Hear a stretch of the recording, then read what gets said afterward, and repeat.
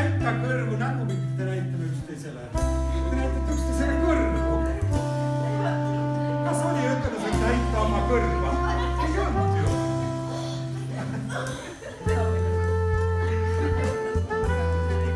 Aga sul on oma paigas, hakka talle mõõtma.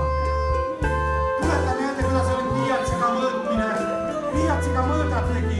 Vaadake ära, kui pikk on mina olnud selle peaomaali sees.